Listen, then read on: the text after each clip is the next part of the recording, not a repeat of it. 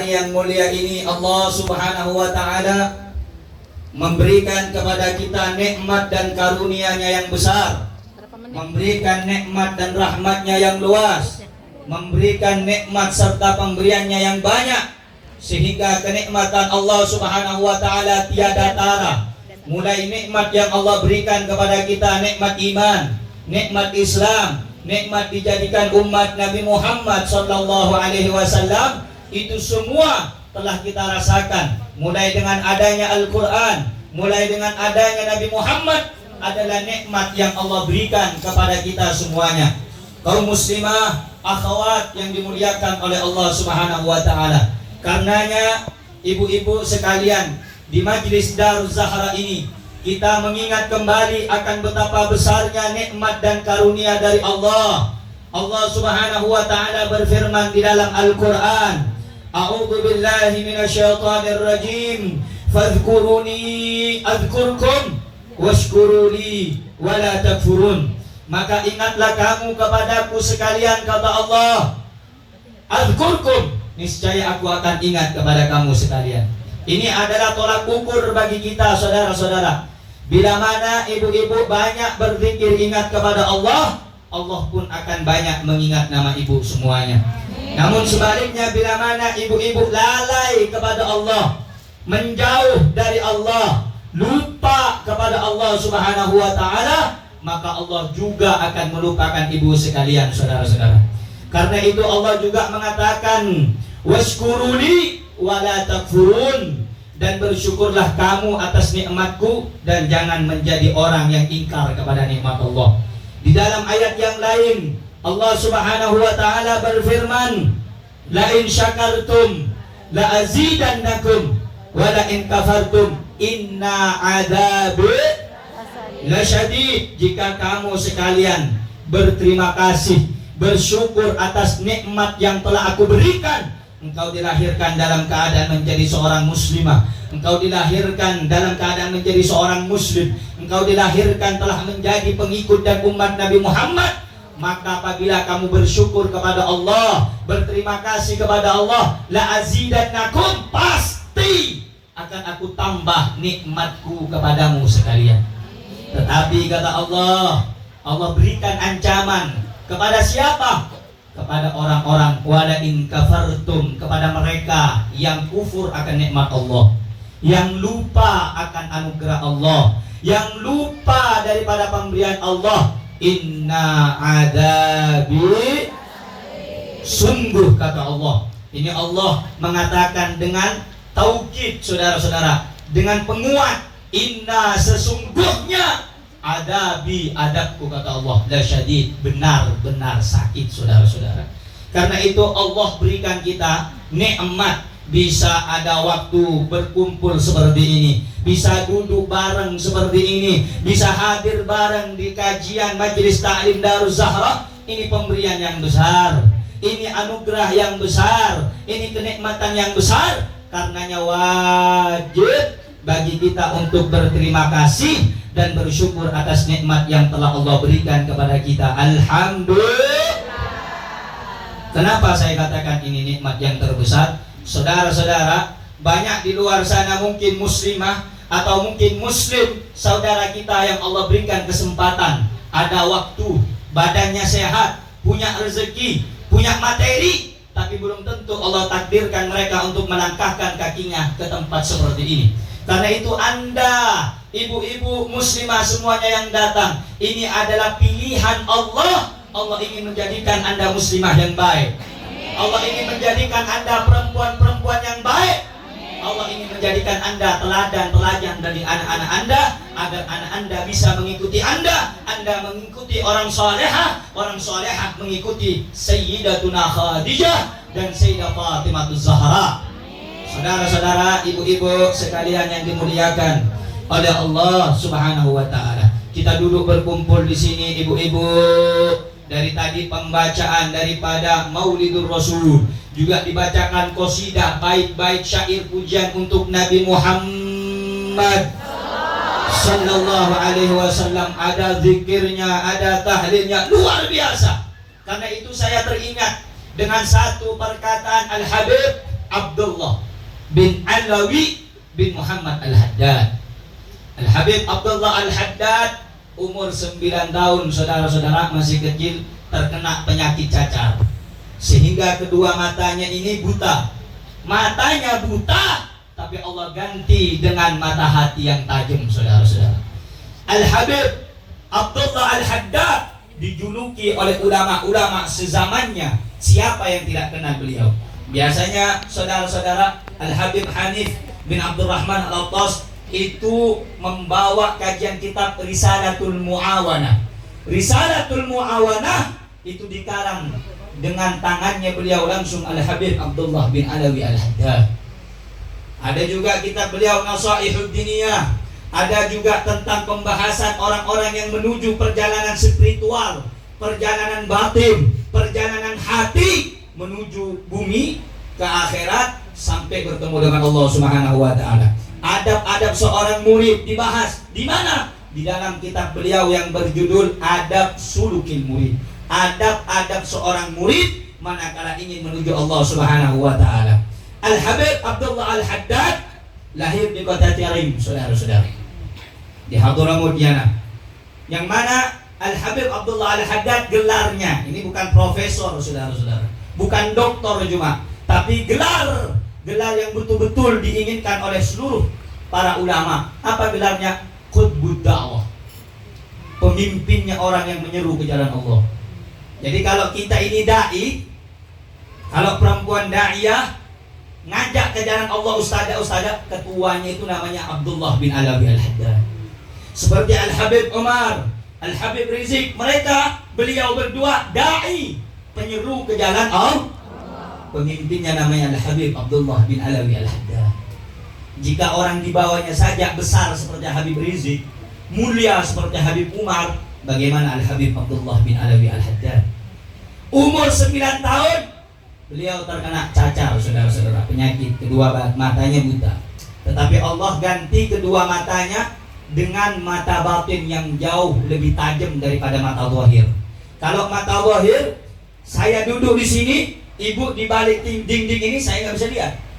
Tapi kalau mata batin, walaupun ibu di rumahnya di sana, di mana kek, di Sukabumi, di mana, di Bogor, saya di sini. Kalau Allah kasih mata batin, saya bisa tahu keadaan ibu di sana, saudara-saudara. Keadaan hati, sifat ibu-ibu, karakter ibu-ibu, hati dan penyakitnya tahu. Kenapa? Mata hatinya yang tajam, saudara-saudara. Karena itu Al-Habib Abdullah Al-Haddad gelarnya Qutbud Da'wat wa Ghawthul Ibadi wal Bilad. Masya Allah, pemimpin para aulia di zamannya. Al-Habib Ali bin Muhammad Al-Habsyi, beliau mengatakan bil fathi wal irsyadi wal imdadi thabatat gawaiduhu Syekhina Al-Haddadi mustajmi'is sirri alladhi tasafat bihi aslafuhu fahuwa khilafatu ajdadi fahuwa min ahsani awladi. Al-Habib Abdullah Al-Haddad mengatakan cucu Nabi yang paling mulia adalah Al-Habib Abdullah Al-Haddad. Thabatat gawaiduhu Syekhina Al-Haddadi mustajmi'is sirri alladhi tasafat bihi aslafu. Semua rahasia ilmu, rahasia futuh, rahasia doa, rahasia keberkahan ada di dalam dirinya Al-Habib Abdullah Al-Haddad, saudara-saudara. Umur 9 tahun beliau punya penyakit, kedua matanya buta. Umur 12 tahun hafal Al-Quran. Kita yang masih punya mata, bisa melek, bisa lihat, sampai umur 40 tahun, 50 tahun kita nggak ada yang hafal Quran. Nggak malu kita sama Abdullah Al-Haddad. Umur 15 tahun Habib Abdullah Al-Haddad hafal kitabnya Al-Imam Al-Ghazali, saudara-saudara. Kitab Imam Ghazali paling kecil ada Ayyuhal Walad. Kecil kitabnya. Tasawuf yang membenahi hati. Ada Bidayatul Hidayah. Kajian saya di sini pakai kitab itu. Itu karangannya Imam Ghazali. Ada Ihya Ulumuddin, itu 5 jilid. Satu jilidnya setebal Al-Quran. Satu jilidnya. Ada Minhajul Abidin, kitab tasawuf juga, tebalnya seperti Al-Quran. Ada Niyarul Ilm. Ada juga banyak kitabnya Imam Ghazali dihafal pada umur 15 tahun. Kita ada hafal kitab apa? Nggak ada yang hafal, Beb. Yang hafal itu tanggal gajian suami. Kalau kitab saya nggak hafal lah, Beb. Nah ini dia pentingnya mendidik anak supaya ikut dengan orang soleh.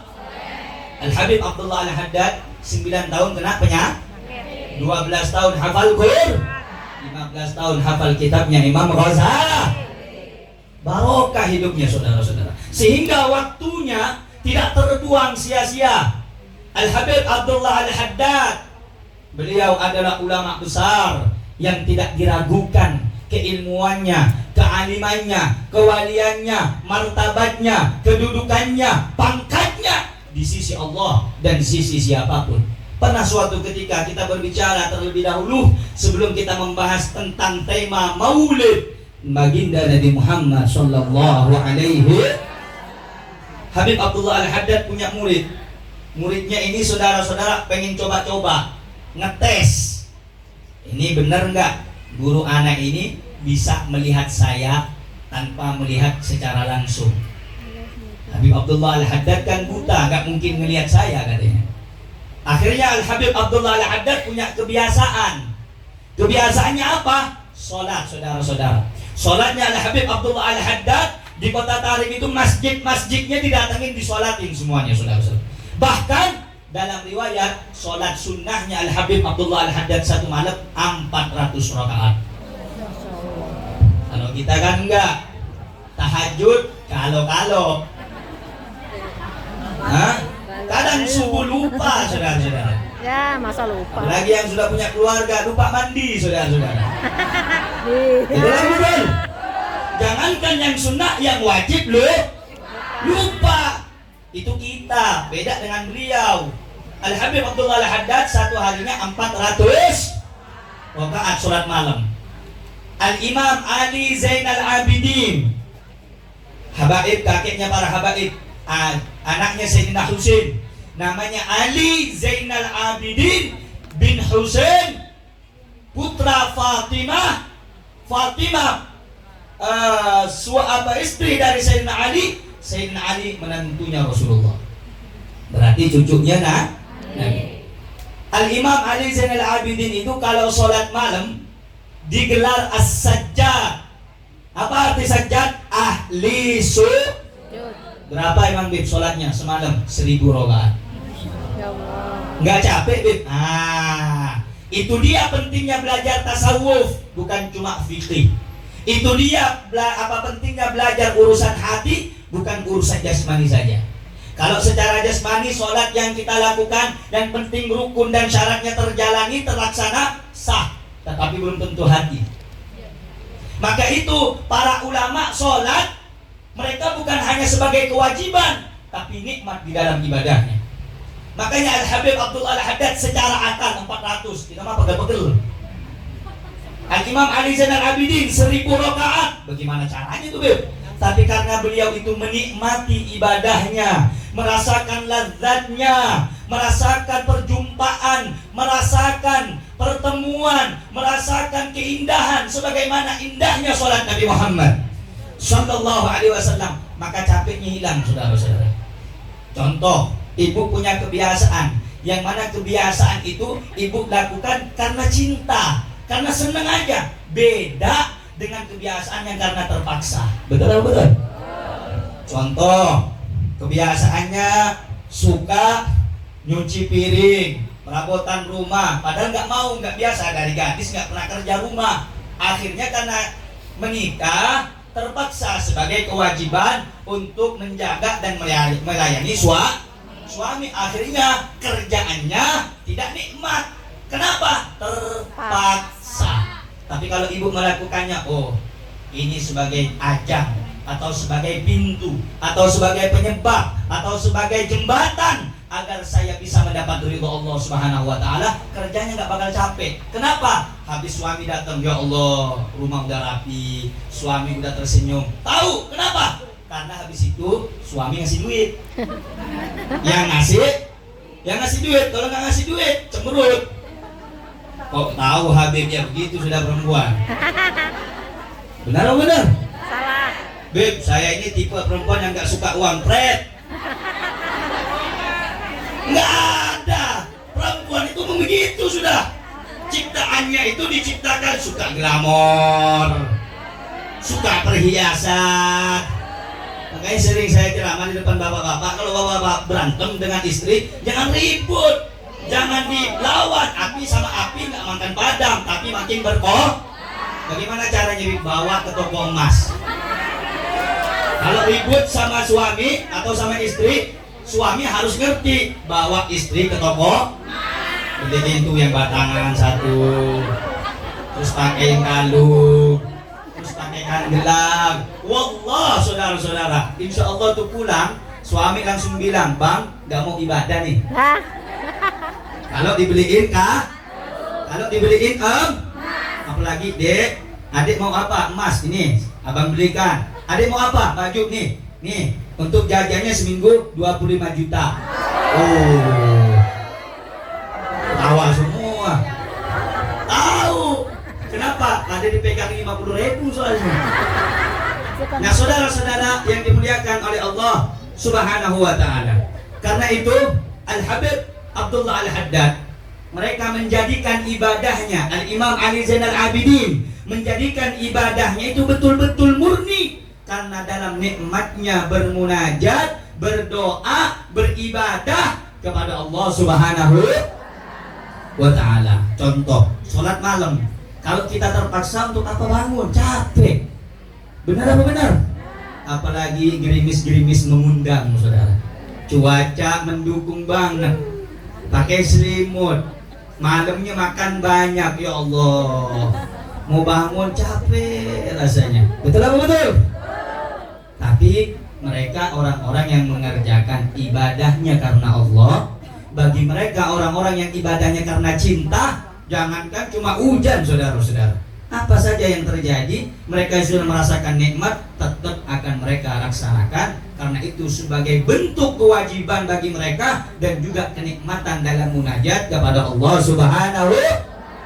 Al-Imam Abdullah bin Alawi Al-Haddad, ini kalau saya ceritakan Habib Abdullah Al-Haddad, kalau bahasa Jawanya nggak mari-mari, saudara. Jawa Timur, Madura, nggak selesai ini, nggak kelar. Al-Habib Abdullah Al-Haddad, beliau pernah mengatakan dalam satu untayan perkataannya, man ahabbahullah, siapa orang yang dicintai oleh Allah Subhanahu wa taala,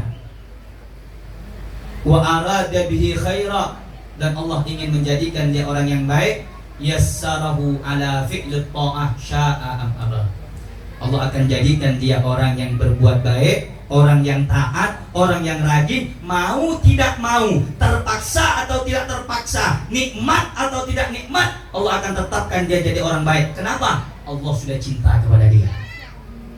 Tapi sebaliknya, dengerin dulu, Masya Allah, Masya Allah. Wa man abghadahullah, sebaliknya, kalau Allah sudah benci kepada seseorang, wa arada bihi syarra, dan Allah ingin menjadikan dia orang yang dibenci, ingin berbuat jelek, maka yassarahu ala fi'lil ma'siyah sya'a am aba, Allah akan jadikan dia orang yang suka berbuat lalai, maksiat, mungkarat, dosa, mau tidak mau, dipaksa atau tidak dipaksa, suka atau tidak suka, dia akan melaksanakan maksiat kepada Allah, sebab Allah benci kepada orang tersebut. Karena itu Bu, ibu ini datang ini atas kehendak Allah. Ibu datang karena Allah ingin menjadikan ibu muslimah yang baik. Karena Allah menginginkan ibu perempuan yang salehah. Tidak mungkin kalau Allah nggak cinta sama ibu, Allah gerakkan langkah kaki ibu ke sini. Semuanya kita melangkah ini karena Allah Subhanahu, karena atas izin Allah Subhanahu, karena atas anugerah Allah Subhanahu. Mudah-mudahan ini menjadi sebab Allah mencintai kita semuanya. Mudah-mudahan perkumpulan kita ini menjadi sebab Allah cinta dengan kita semuanya. Allah ridha dengan kita semuanya. Allah sayang dengan kita semuanya, sehingga kita pantas nanti bisa menjadi pendamping dan teman di dalam surga Firdausnya Nabi Muhammad SAW. Mudah-mudahan kita bisa menjadi temannya Nabi Muhammad, bisa menjadi orang yang nanti dekat hubungannya dengan Nabi Muhammad. Amin ya Rabbal alamin. Saudara-saudara hadirin yang dimuliakan Allah Subhanahu wa taala, di majelis ini selain ibu-ibu datang baca zikir dan lain sebagainya, di sini kita baca maulid. Betul apa betul? Betul.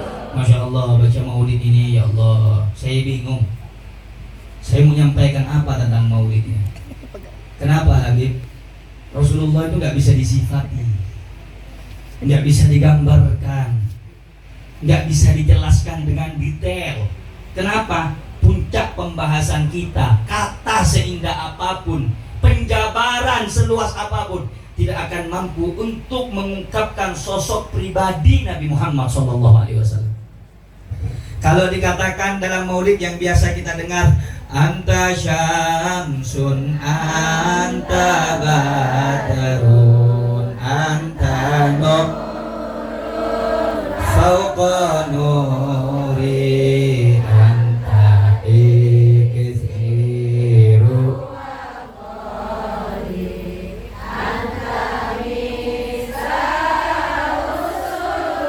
Allahumma sholli ala sayyidina Muhammad.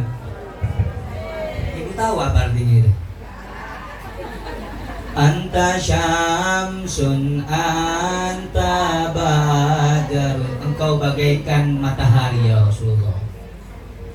Engkau bagaikan sang surya yang menyinari seluruh alam jagat raya dari kegelapan. Anta badrun. Engkau bagaikan bulan purnama. Bulan purnama itu indah gak, Bu? Bagus nggak? Matahari itu bagus nggak? Kita butuh nggak dengan matahari? Anta syamsun, anta badrun. Engkau ibarat matahari, engkau ibarat bulan purnama ya Rasulullah. Kayak apa sih Bu Nabi Muhammad itu? Orang buta saja tahu kalau Nabi Muhammad itu ada. Kayak apa Nabi Muhammad? Al-Imam Ali bin Abi Thalib karramallahu wajhahu wa radhiyallahu anhu, suami dari Hubabah Fatimah Zahra, beliau berkata tentang siapa dan eloknya Nabi Muhammad. Sayyidina Ali pernah mengatakan, idza ra'ahu badihatan habbah wa idza khalatahu ma'rifatan ahabbah. Kalau musuh melihat Nabi secara sepintas, sekejap saja, takut lari terbirit-birit. Kenapa? Wibawanya Nabi Muhammad. Wibawanya Nabi, musuh melihat lari, saudara-saudara.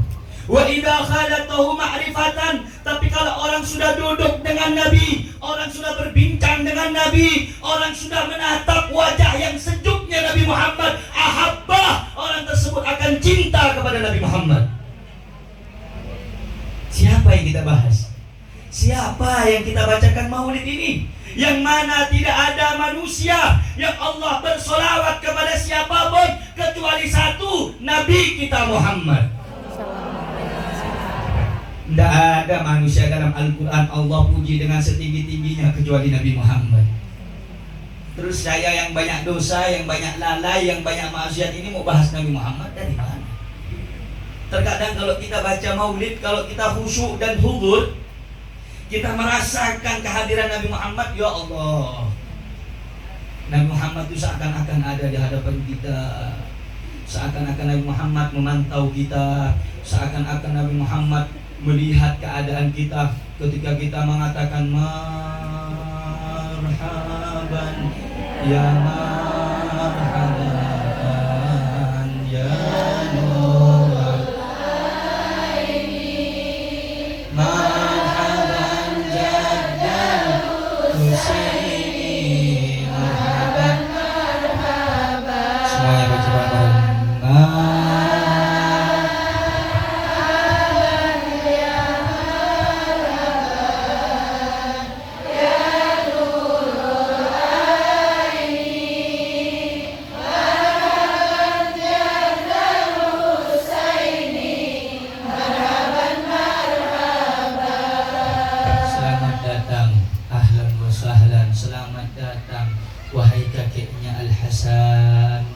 Selamat datang wahai kakeknya Al-Husain.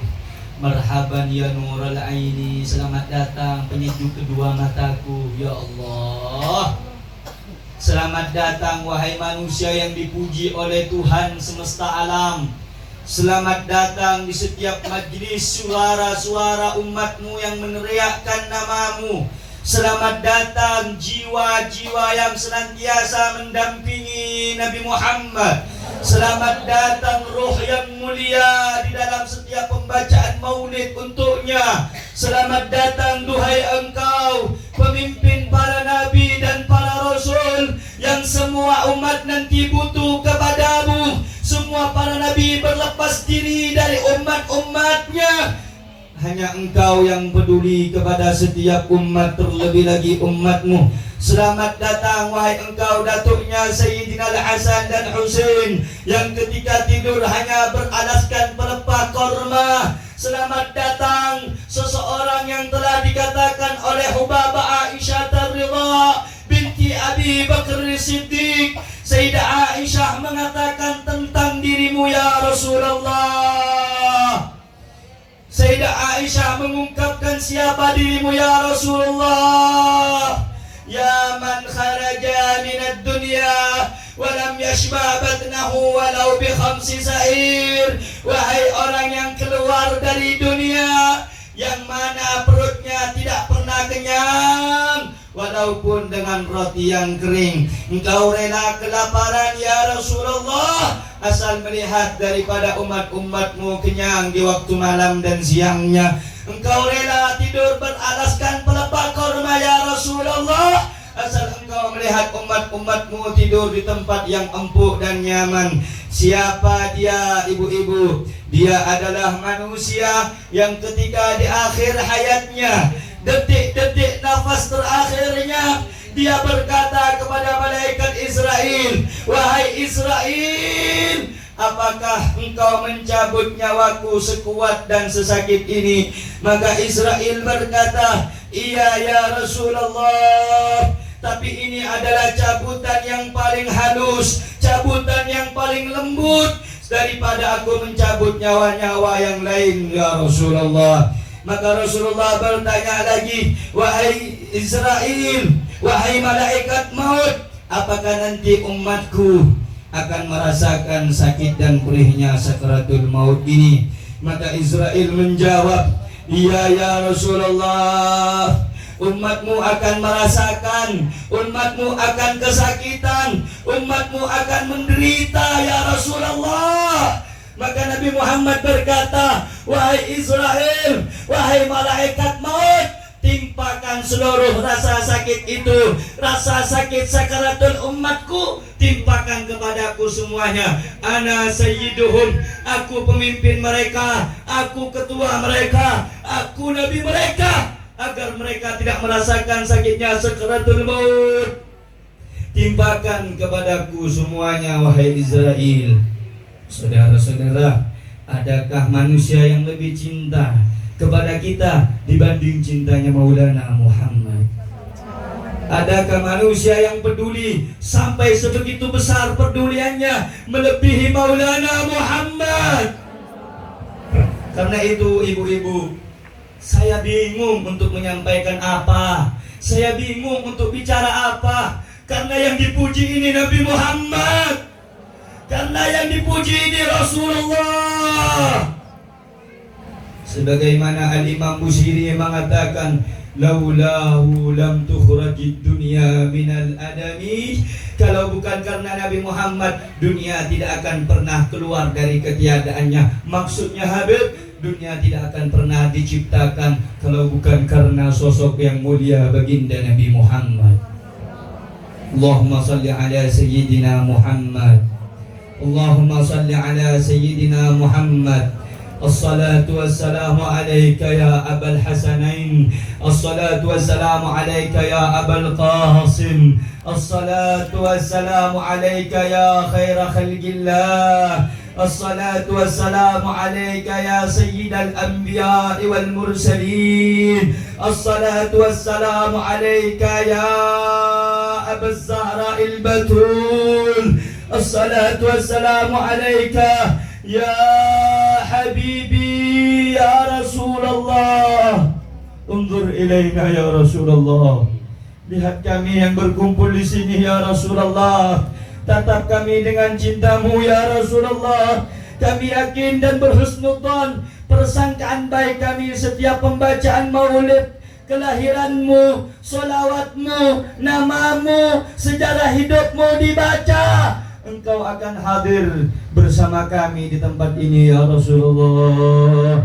Hanya saja kami banyak dosa, berlumuran maksiat dan dosa, khilaf dan salah telah mengotori hati kami ya Rasulullah, hingga kami tak merasakan daripada engkau kedatanganmu, merasakan ketenangan hadirnya dirimu, merasakan pantauan darimu ya Rasulullah.